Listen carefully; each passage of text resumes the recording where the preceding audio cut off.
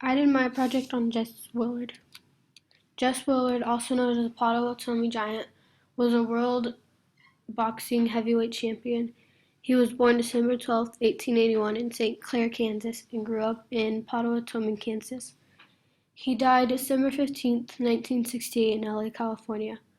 He was 6'6" and weighed 242 pounds. He began boxing when he was 27 years old. He started because he didn't have a very good education and thought it would bring in money. Willard versus Young. Willard's strength was so powerful it was said he could kill a man in one punch.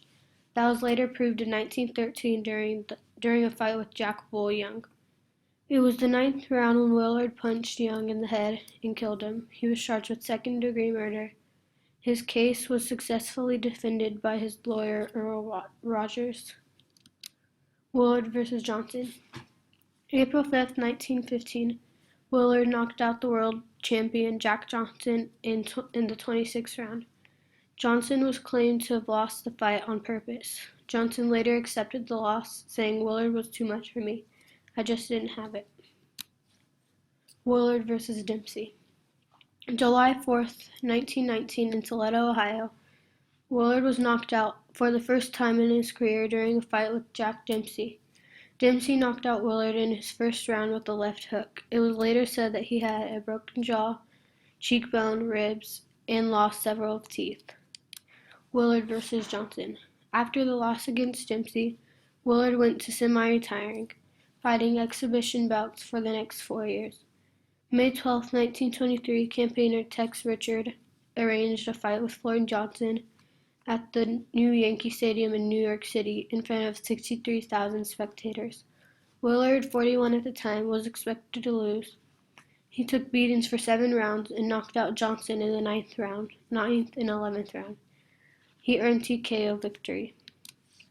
After the fight with Floyd Johnson, Willard fought Luis Angelo Fargo on July 12, 1923. The fight was held in New Jersey with 75,000 spectators watching. Willard was knocked out in the 8th round and permanently retired from boxing. In Jess Willard's later life, he acted in the vaudeville show and had a role in Buffalo Bill's Wild West. He was also in The Challenge of Chance and in 1933 appeared in some of The Prize Fighter and The Lady. In 2003, he was put in the International Boxing Hall of Fame. His record. His stance was orthodox. He had 200 rounds total, 22 wins, 20 were KOs, 5 losses, 3 were KOs, and 1 draw. Some fun facts about Jess Willard are: he waited for people to hit him first in a boxing match. That way, when he hit them, he thought to himself it was an act of self-defense because he didn't like hitting and or hurting people. Before Willard started his boxing career, he was a cowboy. Jess Willard was also known as the Great White Hope. And these are some pictures and my sources.